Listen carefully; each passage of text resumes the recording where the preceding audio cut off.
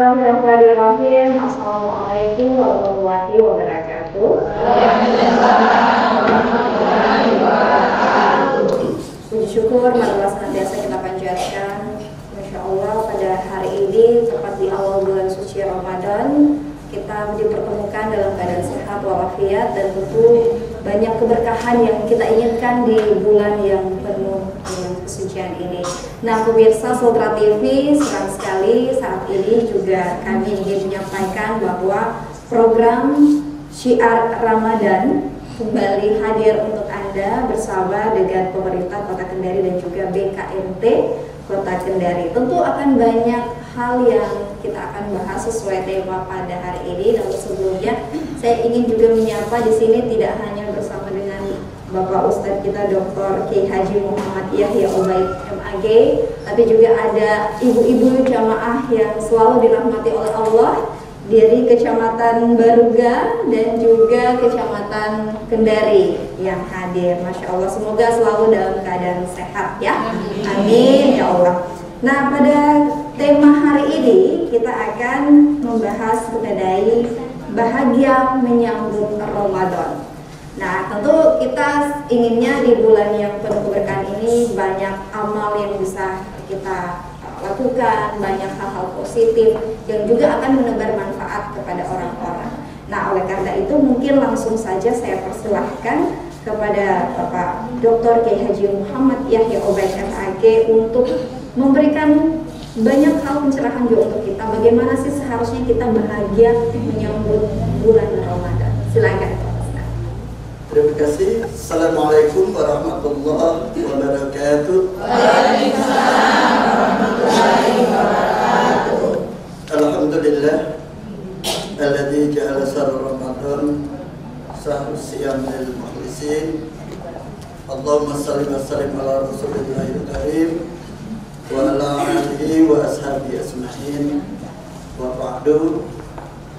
Pemirsa yang budiman, ibu-ibu majelis taklim, baik yang dari majelis taklim Baruga maupun majelis taklim Kecamatan Kendari yang dimuliakan Allah Subhanahu wa taala, kita bersyukur Allah mempertemukan kita kembali dengan bulan yang dimuliakan dan paling mulia di antara 12 bulan yang Allah ciptakan untuk kita semua, yaitu bulan suci Ramadan.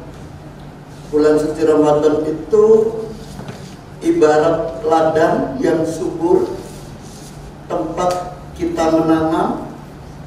Kalau diolah dengan baik, ditanami, dijaga, dipelihara, maka insya Allah yang kita tanam itu akan tumbuh subur, berdaun rindang, berbunga lebat, dan berbuah nikmat. Sebaliknya, walaupun lahan itu subur, tapi kalau kita tidak mengolahnya, kita biarkan saja menjadi hutan belantara, maka tidak bermanfaat apapun untuk kita. Ramadan disiapkan untuk kita yang ingin menggapai kebahagiaan dunia dan akhirat insya Allah. Karena memang jamaah sekalian, hidup ini adalah dalam rangka untuk bahagia. Doa yang selalu kita panjatkan setiap saat, yang kita kenal dengan doa sabu jagat, Rabbana atina fid dunya hasanah wa fil akhirati hasanah wa qina adzabannar. Kita minta bahagia kepada Allah untuk hidup di dunia ini. Kita minta bahagia kepada Allah untuk kehidupan di akhirat kelak. Atau dengan bahasa lain, sesuatu yang menghalangi kebahagiaan kita, kita tinggalkan. Sesuatu yang menyebabkan kita tidak bahagia, kita abaikan. Sebaliknya, apapun yang bisa menghadirkan perasaan bahagia, di saat itulah kita berupaya untuk menggapainya. janji yang disampaikan oleh Rasulullah. Man fariha bidukhuli Ramadan haramallah jasadahu ala nira. Siapa yang hadir perasaan bahagia disebabkan hadirnya bulan Ramadan, diharapkan jasadnya disentuh api neraka. Subhanallah, bahagia karena bisa berjumpa lagi dengan Ramadan yang disiapkan oleh Allah untuk kita. Jaminannya haram jasadnya disentuh api neraka. Itu artinya dia yang berhak untuk mendapatkan kebahagiaan akhirat dengan surga Allah, dan sungguh wakina adzabannar, terhindar dari siksa api neraka. Kok bisa ya kita bahagia padahal Ramadan yang kita hadapi ini ya, kita akan berpuasa sebulan penuh. Biasanya kalau kita puasa yang semula timbangannya 80 tinggal 75 ya Bu. Bahkan ada yang hanya tinggal 70. Biasanya kalau puasa di atas jam 12 sudah letih, sudah loyo. Loh, kok orang beriman setiap kali masuk Ramadan yang hadir perasaan bahagia? Pertama, karena Ramadan adalah bulan yang dinanti-nanti. Buat orang yang beriman sejak bulan Rajab dia sudah menanti kehadiran bulan Ramadan. Sudah berdoa, Allahumma barik lana fi Rajaban wa Sa'banan wa ballighna sahur Ramadan. Ya Allah, berkahi aku di bulan Rajabmu, berkahi aku di bulan Sa'banmu, dan sampaikan aku di bulan agungmu, yaitu bulan Ramadan. Kita berharap sekali terhadap sesuatu. Ternyata kita bisa memiliki sesuatu itu. Disitulah rasa bahagia. Berharap sekali bisa datang di suatu tempat, dan ternyata Allah mengizinkan kita untuk di tempat itu. Ibu-ibu ada yang pengen sekali umroh, tiba-tiba ada rezeki bisa umroh, bisa sampai di Mekah Madinah. Pengen sekali sampai Mekah Madinah, Allah izinkan kita sampai di Mekah Madinah, bahagia perasaan. Demikian pula yang kita hadirkan sejak dari bulan Rajab lalu, bulan Sa'ban yang lalu, perasaan rindu pengen sampai di bulan Ramadan. Begitu sampai lahirlah perasaan bahagia. Man fariha bidukhuli Ramadan karena Allah jasadahu ala nira. Itu yang pertama. Yang kedua, perasaan bahagia bisa hadir manakala kebutuhan terpenuhi. Kita butuh sesuatu, kita lapar, tiba-tiba ada makanan yang kita bisa makan, maka makanan itu sebagai sebab kita bahagia karena terpenuhi kebutuhan. Pas haus sekali, tiba-tiba ada air untuk kita minum, maka air itu sebagai sumber kebahagiaan kita. Atau begini Bu, misalnya ada ibu pemain kasidah, ada orang main kasidah, tiba-tiba ibu perhatikan kok ibu muncul perasaan pengen sekali ikut main kasidah.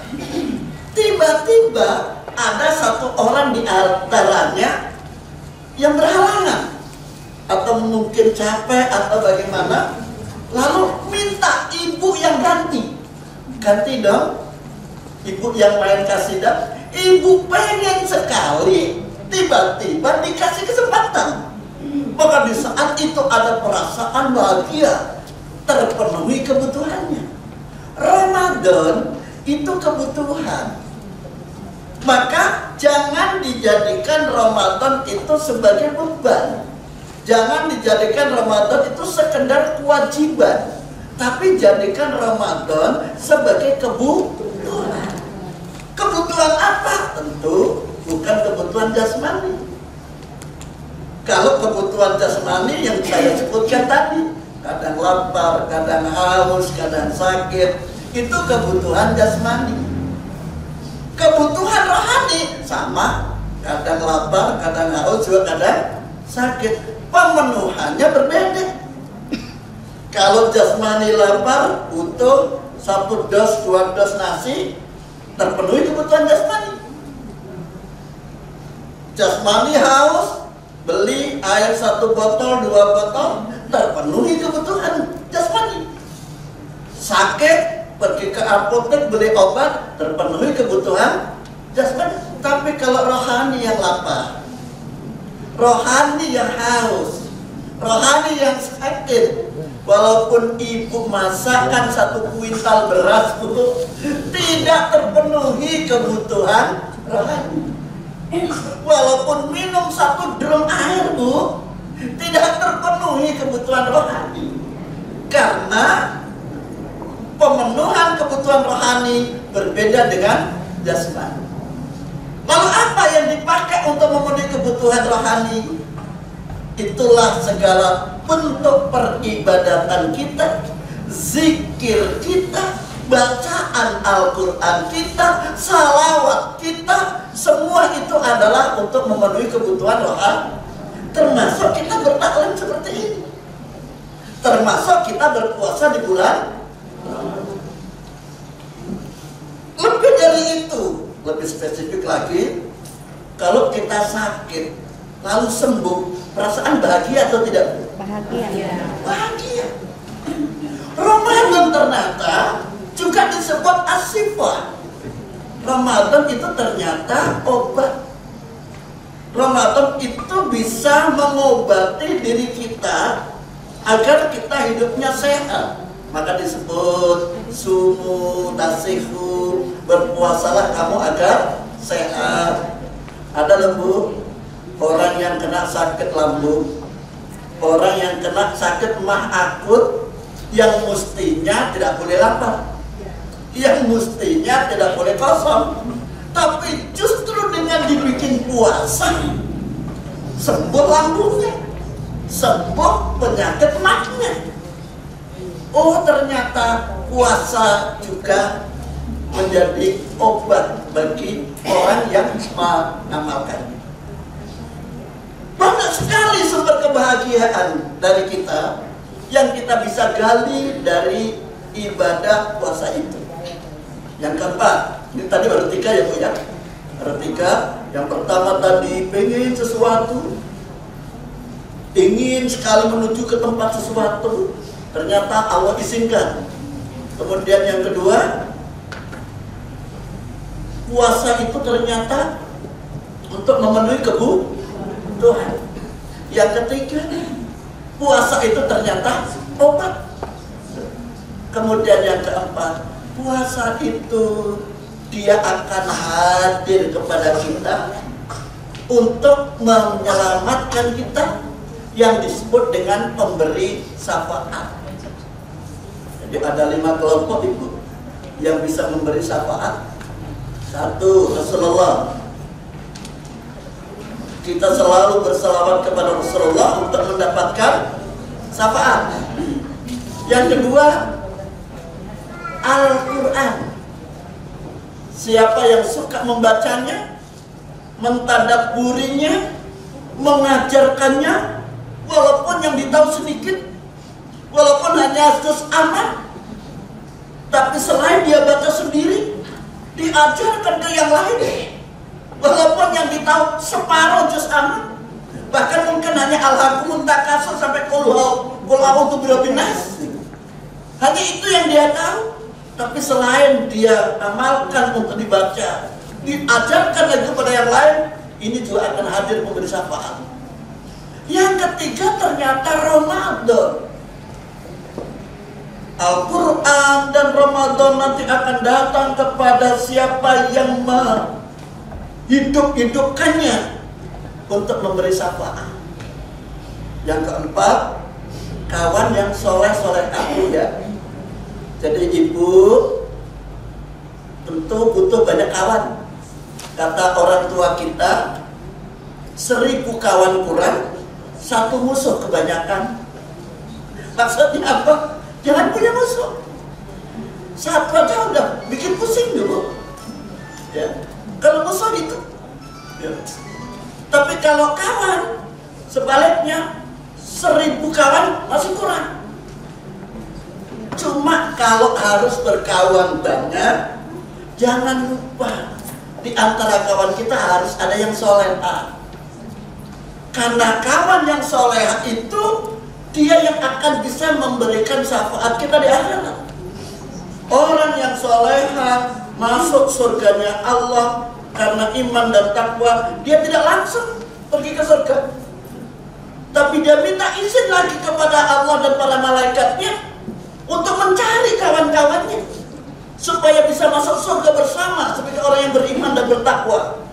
Wasiqal ladzina taqaw rabbahum ilal jannati zumara. Kalian akan menyaksikan orang-orang yang beriman dan bertakwa, apalagi dan perempuan, masuk surga secara berombongan. Persis jamaah umroh, persis jamaah haji, rame-rame. Kenapa rombongan? Saling mencari kawannya. Jadi kawan yang solehah itu adalah pemberi syafaat. Dan yang kelima adalah masjid. Bulan Ramadan, manfaatkan.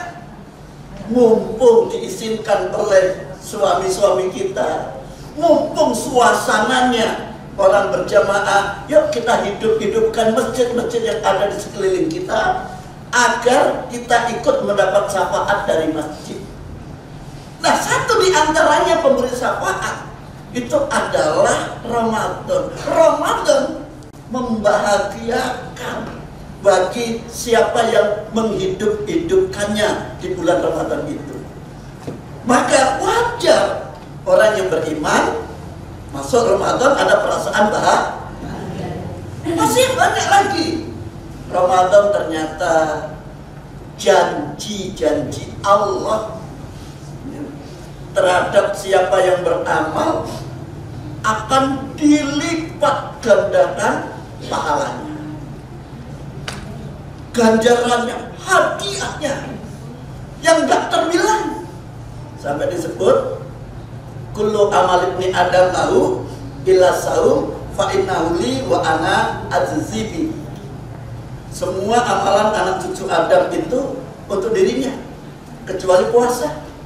Puasa kata Allah untukku dan aku sendiri yang akan membalasnya. Kalau sudah kemaharahman rahiman Allah yang dijanjikan kepada kita, maka nggak berbilang lagi. Kalau amalan yang lain, satu kebajikan mendapat 10 dilipat gandakan 70, itu amalan yang lain, ada matematikanya. Amalan puasa tidak. Kata Allah, aku sendiri yang ngurusi buat orang-orang yang ahli puasa itu, supaya dia betul-betul memperoleh kebahagiaannya. Kebahagiaan di dunianya dia peroleh, dan kebahagiaan di akhirat dia peroleh. Wajar kalau orang yang menerima atau memasuki bulan Ramadan dengan perasaan bahagia mendapatkan jaminan khusus dari Rasulullah Sallallahu Alaihi Wasallam. Demikian pengantar diskusi dialog pada hari ini. Selanjutnya saya kembalikan kepada pemandu. Ya, luar biasa ya Ustaz ya. Kalau kita tadi mendengar, ternyata banyak sekali kebahagiaan yang akan kita raih, bahkan keberkahan yang luar biasa di bulan suci Ramadan. Jadi bagi kita semua, marilah dengan menyambut perasaan yang begitu bahagia, kita harus mempersiapkan diri. Bulan suci Ramadan ini penuh dengan keberkahan. Nah, kita akan masuk pada sesi tanya jawab. Kita akan bagi mungkin dari kecamatan Baruga dan juga Kendari, tapi sebelumnya mungkin kita bisa break dulu ibu-ibu setelah yang satu ini. Tetap di Syiar Ramadan Kendari.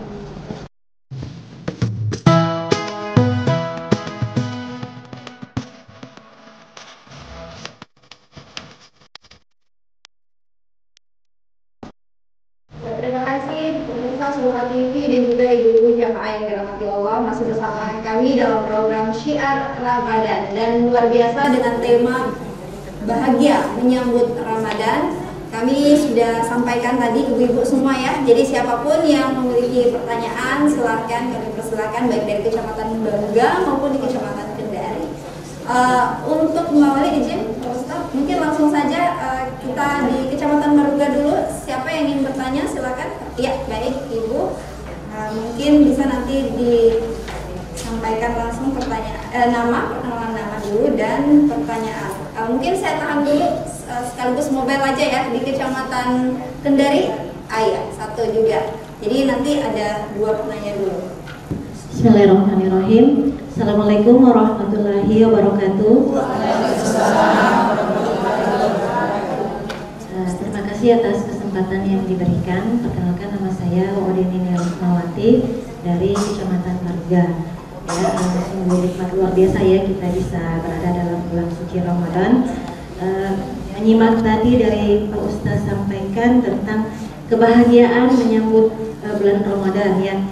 Sebagaimana kita sudah menghadapi Ramadan yang lalu ya, kita mungkin bisa belajar dari Ramadan yang lalu, bagaimana pada saat awal-awal Ramadan itu kita begitu semangat tilawah, semangat tarawih, semangat yang lainnya. Jadi yang ingin saya tanyakan ya Ustaz, bagaimana menjaga semangat itu sampai akhir? Bagaimana kita bisa menjaga kebahagiaan menyambut Ramadan itu dari awal sampai akhir, minggu pertama, minggu kedua, minggu ketiga, minggu keempat. Karena sudah biasa ya kita lihat kalau sudah menghadapi minggu ketiga, keempat, aura-aura lebaran itu seperti membuyarkan istiqomah kita. Ya, jadi mungkin saya minta kepada Pak Ustaz bagaimana tips untuk diri kita dan juga keluarga, karena keluarga itu kan juga sangat berpengaruh ya sama ibadah kita. Bagaimana kita mengkondisikan diri kita dan keluarga kita bisa istiqomah bahagia Ramadan dari awal sampai akhir ya. Mungkin itu saja pertanyaan saya. Terima kasih. Assalamualaikum warahmatullahi wabarakatuh.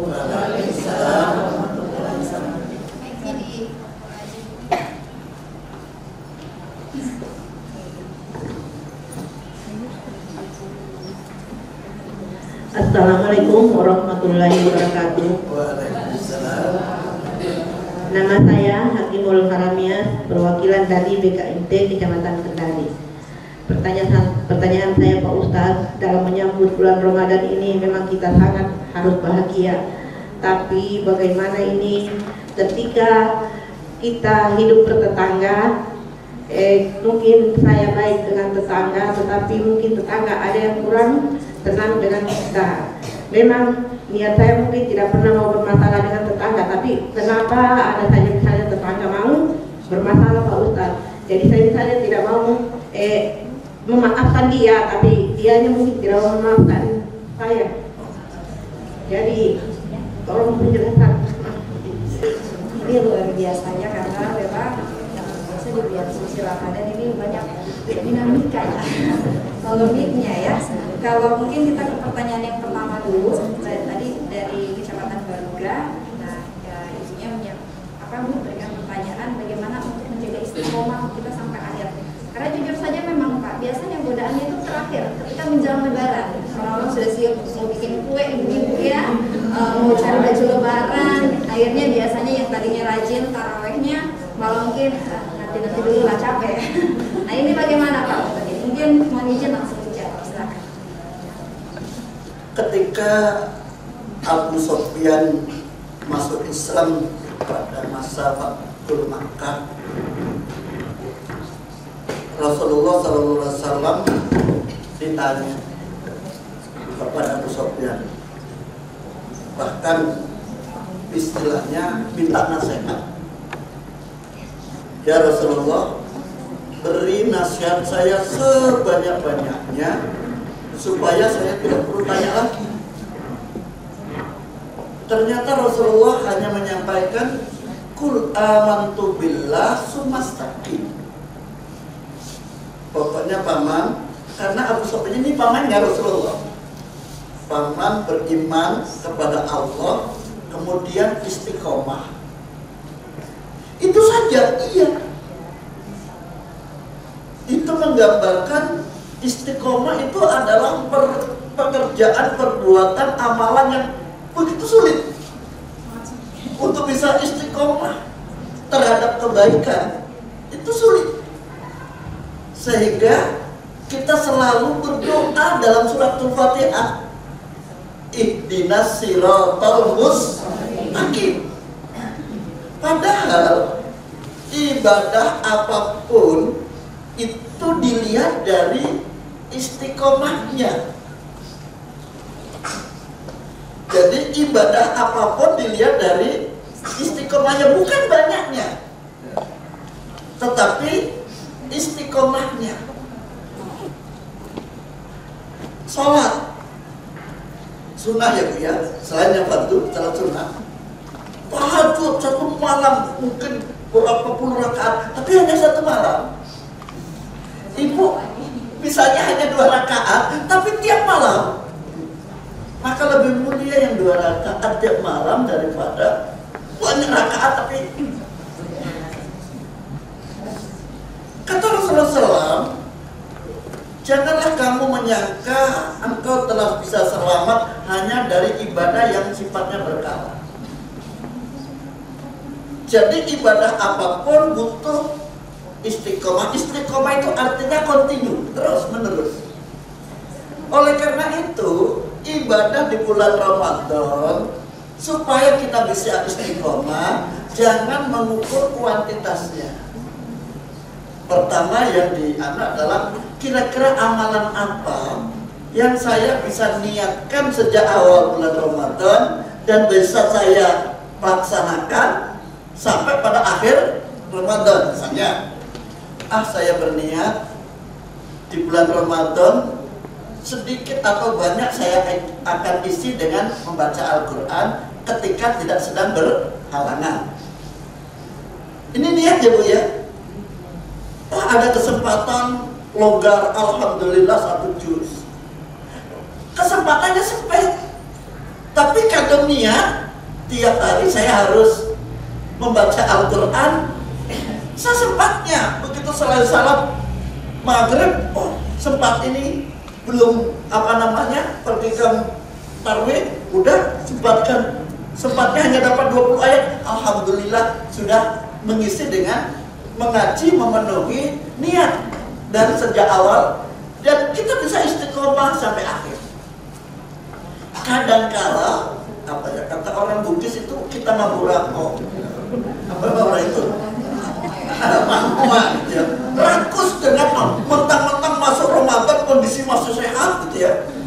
Salat tarawih nggak cukup, di rumah tahajud lagi. Tahajud nggak cukup, waktunya masih ada. Salat tasbih lagi. Malam pertama, malam kedua sudah mulai dan seterusnya. Oleh karena itu, yang kita harus ingat, kita ingin gembira dalam waktu 1 bulan, maka jangan langsung ngambil start awal dengan lari kencang. Ibu mau lari jauh, maka yang baik biasa saja, tapi sampai akhir bisa finish, daripada langsung lari kencang, ya baru 1 kilo sudah berhenti.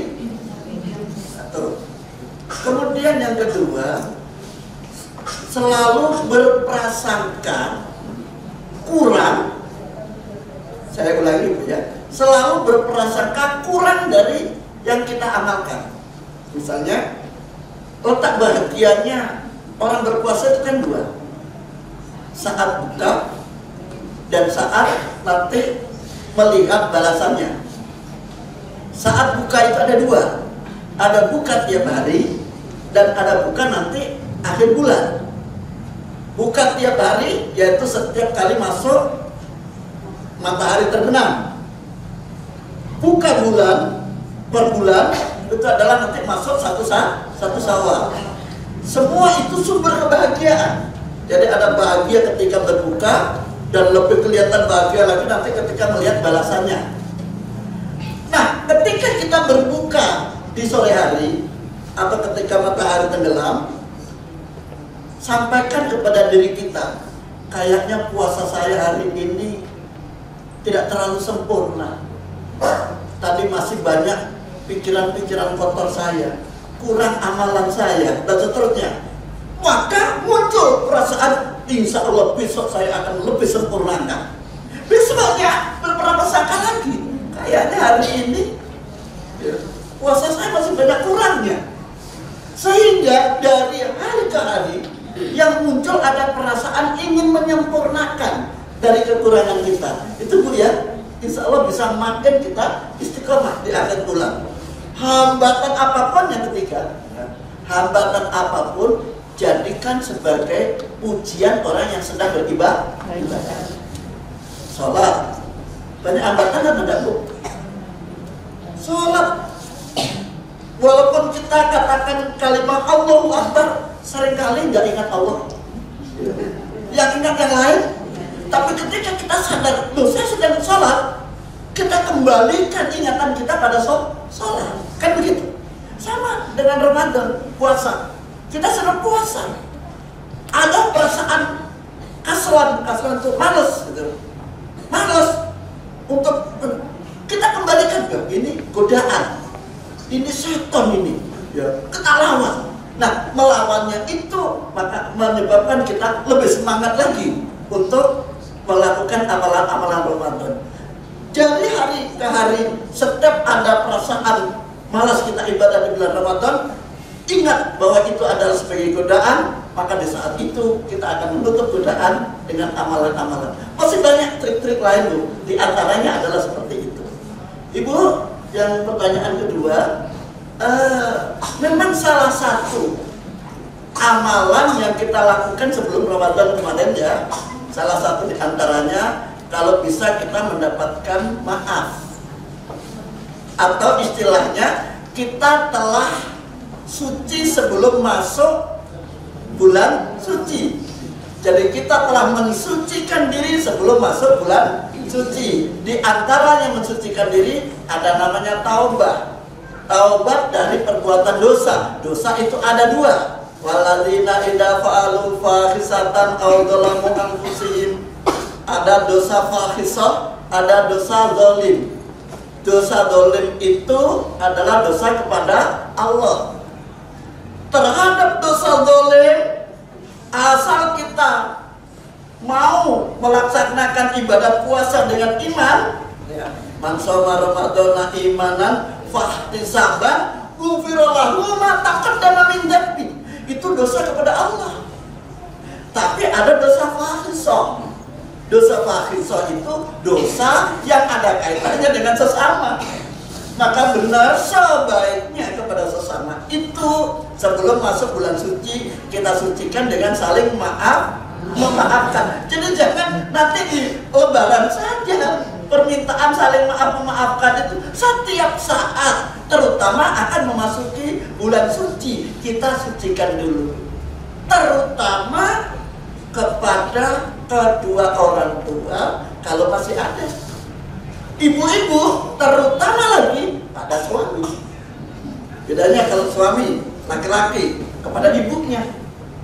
Tapi kalau ibu-ibu sebagai istri, sebelum ke ibunya, sebelum ke bapaknya, ke suami dulu. Suami, bapak, baru ibu. Urutannya begitu. Tapi kalau saya sebagai suami dari istri saya masih punya ibu, maka saya ke ibu dulu, ke bapak, baru ke istri.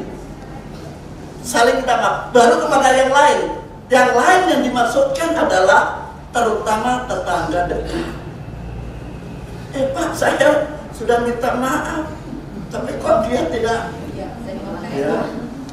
ada ekspresi memaafkan saya gitu.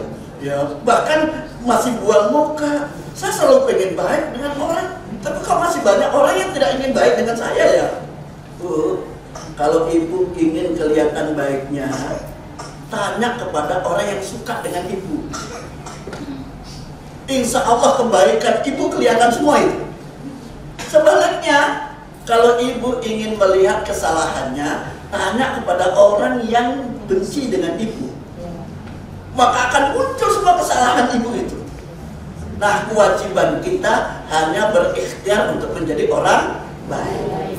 Tentang niat baik kita tidak perlu kita sampaikan kepada orang lain, tidak perlu kita pamerkan kepada orang, karena kita tidak membutuhkan penilaian dari sesama manusia.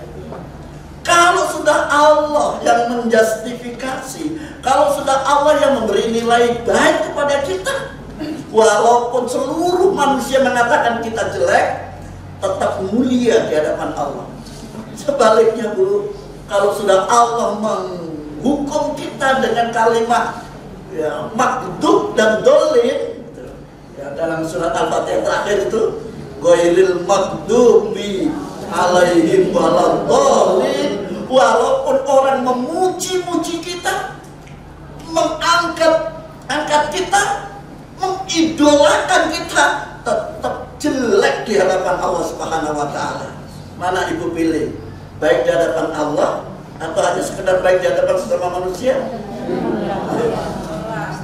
Kalau toh boleh bisa baik di hadapan Allah maupun baik di hadapan sesama, tapi harus Ibu sadar, ya Bu ya, tidak mungkin semua orang suka sama kita. Sebagaimana tidak mungkin semua orang tidak suka sama kita. Berarti ada yang suka dan ada yang tidak. Terhadap yang suka dan tidak suka, pikirkan yang suka. Jangan pikirkan yang tidak suka Bu. Beban energi kita habis memikirkan orang yang tidak suka. Apapun yang kita lakukan terhadap orang yang tidak suka kepada kita, gak ada benernya. Lebih baik memikirkan orang yang suka sama kita. Kalau perlu dia bisa memberi kebaikan kepada kita, satu, kita balas menjadi 2, 3. Itulah bimbingan Islam. Kalau kita mendengar salam ya Bu, berarti orang yang mengucapkan salam kepada kita itu memberikan kebaikan pada kita, balas lebih Bu. Assalamualaikum, kita jawab waalaikumsalam warahmatullahi wabarakatuh. Assalamualaikum warahmatullahi, kita jawab sampai wabarakatuh. Orang mengucap assalamualaikum warahmatullahi wabarakatuh, kita jawab tambahin lagi dengan kalimat wa maghfiratuh. Waalaikumsalam warahmatullahi wabarakatuh wa maghfiratuh. Kenapa? Dia baik kepada kita. Islam mengajarkan terhadap kebaikan orang kita balas lebih daripada kebaikannya itu. Kalau ada dalam pikiran seperti itu, insya Allah Bu, gak terganggu itu. Mau tetangga jelek sama kita, Bu, ya memang. Karena manusia, karena kita hidup sosial, ada yang suka dan ada yang tidak suka. Gak usah saya pikirin yang tidak suka. Karena dalam Islam yang kita pikirkan adalah yang suka. Masa tetangga sebelahnya dia punya kue bolu kirim kepada kita, ya, punya goreng ikan separuh dikirim ke kita, kita nggak pikirin dia, hanya pikiran kita sibuk apa ini saya sudah baik itu selalu jelek, habis energi kita sia-sia. Ya Bu ya, jadi cara kita adalah kita kembalikan kepada Allah, dan sama sekali kata Rasulullah, ajaran Rasulullah sekaligus teladan dari Rasulullah, sama sekali tidak ada perasaan untuk membenci orang lain. Silakan orang lain membenci kita, yang penting kita tidak membenci orang lain. Saya kira demikian. Terima kasih Ustadz. Jadi itu tadi jawabannya Ibu-ibu ya. Semoga bisa akhirnya memberikan pencerahan untuk kita lagi, luar biasa.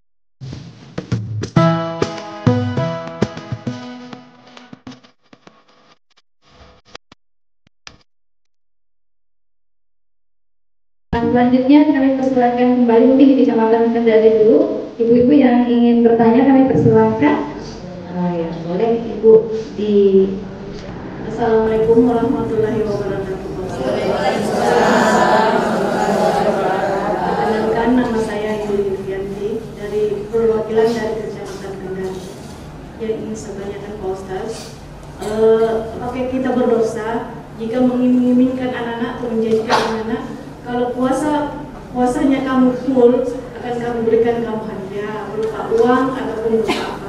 Apakah puasa anak itu diterima juga hanya karena dia menginginkan janji-janji itu? Bagaimana puasa mereka juga dan bagaimana kita yang memberi janji? Terima kasih Pak Ustaz. Assalamualaikum warahmatullahi wabarakatuh. Assalamualaikum warahmatullahi wabarakatuh. Terima kasih kesempatan yang diberikan kepada kami. Nama saya Rusmawati dari MT Adalah Baduga. Izin Pak Ustaz.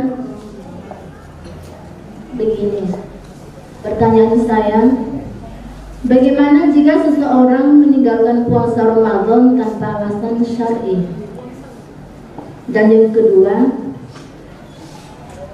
sesuai sering kita jumpai setiap di bulan Ramadan, yang saya perlu tanyakan Pak Ustaz, apa hukumnya puasa tapi gak sholat 5 waktu, tapi mereka rajin pergi sholat tarawih di masjid?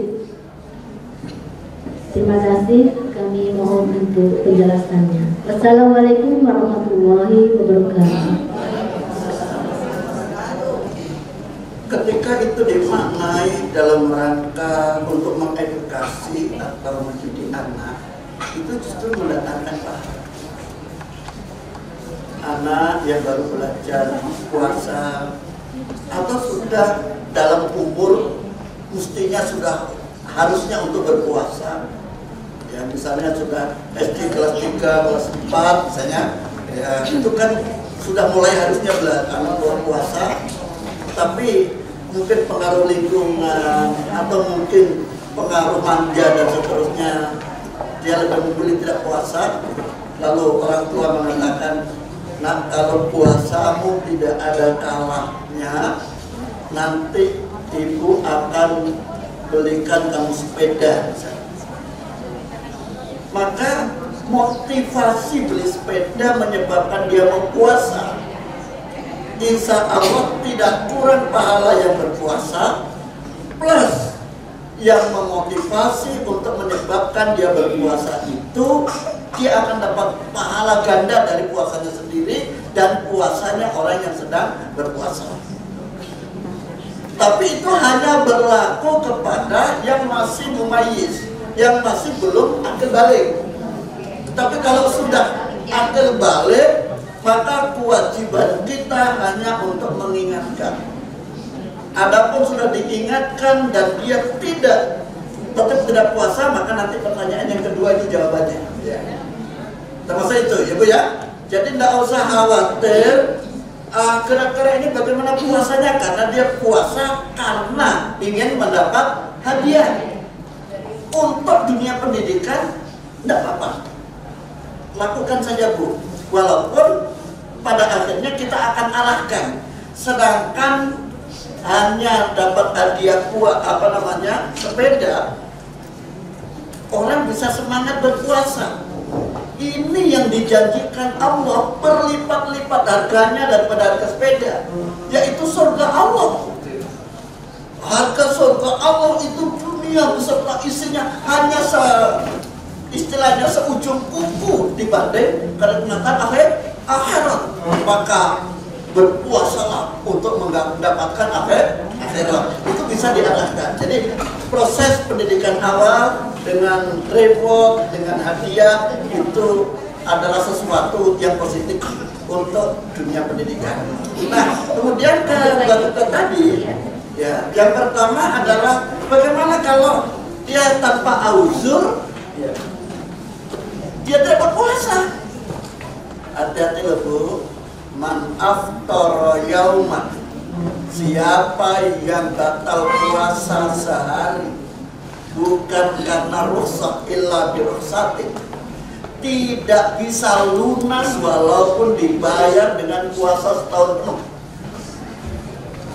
Jadi jangan main-main untuk membatalkan puasa. Ini hanya 1 hari batal. Bagaimana yang selamanya nggak pernah puasa? Sehari saja tanpa ada usur, tanpa ada rukhsah yang dibolehkan kita tidak puasa, kita batalkan puasa kita, maka tidak bisa dibayar walaupun kita puasa setahun penuh. Tapi untuk ibu-ibu apa sih?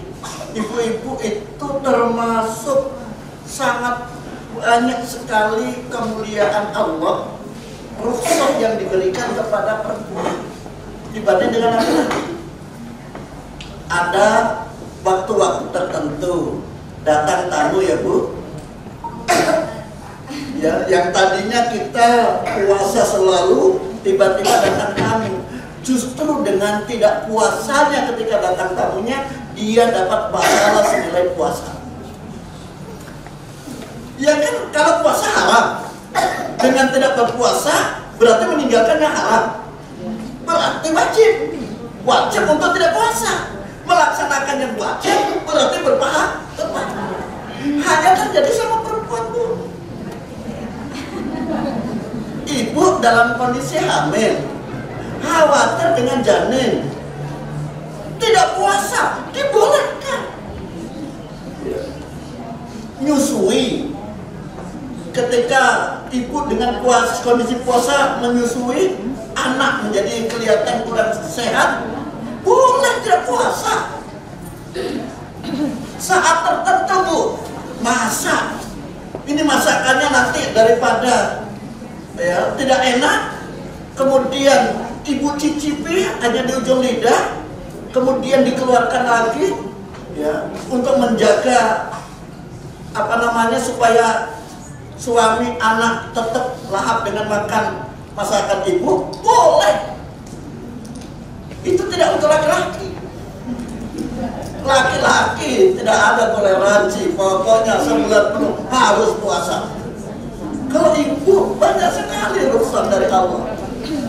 Ya, oleh karena itu kalau bisa ya Bu ya, sampaikan kepada, jangan sekali-kali, jangan, tidak ada alasan kami tidak berpuasa. Sudah berpuasa Bu, tapi tidak sholat. Itu rumah Bu bisa berdiri tegak walaupun tanpa dinding. Rumah bisa berdiri tegak walaupun tanpa atap, tapi rumah akan ambruk kalau tidak punya tiang. Keislaman kita, keagamaan kita, tiangnya itu adalah sholat. As-sholat imaduddin. Sholat itulah tiangnya agama. Baru kita dikatakan orang yang beragama kalau kita sholat. Terus pahalanya bagaimana? Kan ada di dalam surat Al-Zalzalah itu yang dikatakan akan diperlihatkan kepada kita amal kebaikan kita walaupun seberat biji zarah. Begitu juga dengan dosa kita. Berarti pahalanya puasa ada dong? Ada. Rajin tarawih Pak? Ada. Pahalanya. Sedekah Pak? Ada. Tidak semua yang kita lihat bisa kita nikmati. Ya Bu ya? Ibu lihat di dalam kaca lemari, di penjual emas, di situ ada gelang yang menarik.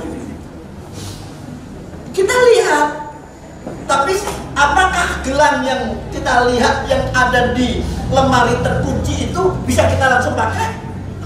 Tidak. Harus dibeli dulu, harus dibuka dari lemarinya, diambil barangnya, kita coba, baru kita bisa pakai. Begitu juga dengan amalan kita. Amalan-amalan kita nanti dibuatkan tempat oleh Allah. Sudah transparan dari luar karena terbuat dari kaca keliling. Pintunya terkunci. Sedangkan miftahul khair itu sholat. Kunci dari semua kebaikan kita sholat. Jadi kalau kita banyak amalan kita terus nggak punya kuncinya, kita lihat barangnya tapi kita tidak bisa nih. Atau sebaliknya Bu, sholatnya bagus tapi dengan tetangga jelek, dengan teman jelek, nggak pernah sedekah, sudah kikir pelit, mencuri lagi gitu. Sama, gudangnya ada, punya kuncinya, tapi isinya nggak ada, kosong. Yang mau dinikmati apa? Maka sholat dan amalan-amalan kebaikan harus jalan berbarengan. Sholat iya, amalan juga iya. Amalan baik harus, sholatnya jangan ditinggalkan. Gitu ya Bu ya? Saya kira demikian saya kembalikan kepada Masya Allah. Jadi sudah jelas ibu-ibu ya.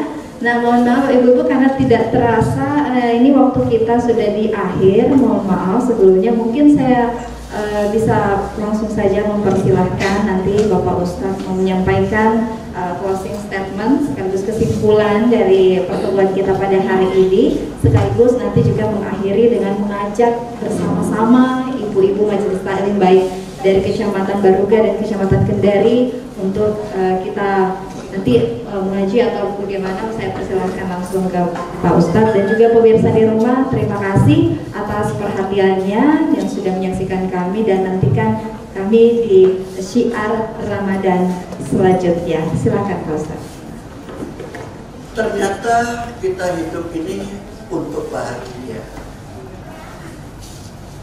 Apapun yang bisa mendatangkan kebahagiaan, silakan dilakukan dan dicapai. Dan apa yang bisa merusak kebahagiaan, kita tinggalkan. Orang yang beriman ketika memperoleh kebahagiaan tidak pernah lupa untuk diikuti dengan rasa syukur. Karena itu kemampuan atau kepandaian bersyukur itu adalah satu cara untuk menghadirkan rasa bahagia itu. Ikutilah kebahagiaan kita dengan rasa syukur, termasuk kebahagiaan menyambut datangnya bulan Ramadan. Kita syukur kepada Allah. Tidak semua saudara kita bisa berjumpa di bulan Ramadan di tahun ini, tapi Allah masih beri kesempatan kepada kita untuk memperoleh bekal hidup sebanyak-banyaknya dalam rangka mencapai kebahagiaan yang berikutnya setelah kita bahagia di dunia, yaitu kebahagiaan di akhirat. Beberapa cara sudah disampaikan terlebih dahulu pada uraian materi tadi. Intinya adalah jadilah hamba Allah yang meraih kebahagiaan dengan terus merasa bahagia. Apa artinya memperoleh kebahagiaan tapi yang menyiksa diri kita? Tapi capailah bahagia dengan cara bahagia, menikmati dengan bahagia, dan itulah ketinggian bagi orang yang pandai bersyukur atas segala nikmat Allah. La in syakartum la azidannakum wa la in kafartum inna azabi lasadid. Siapa yang pandai bersyukur atas nikmat-nikmat Allah, pastikan Allah akan menambah kenikmatannya. Mari kita tutup pengajian kita pada hari ini dengan sama-sama pun kita melafalkan kalimat zikir yang indah untuk diucapkan bagi orang-orang yang berpuasa. Asyhadu an la ilaha illallah wa nastaghfirullah nas'aluka ridha wal jannah wa na'udzubika min sakhatika wan nar. Allahumma innaka afuwwun tuhibbul afwa fa'fu anna. Allahumma innaka afuwwun tuhibbul afwa fa'fu anna.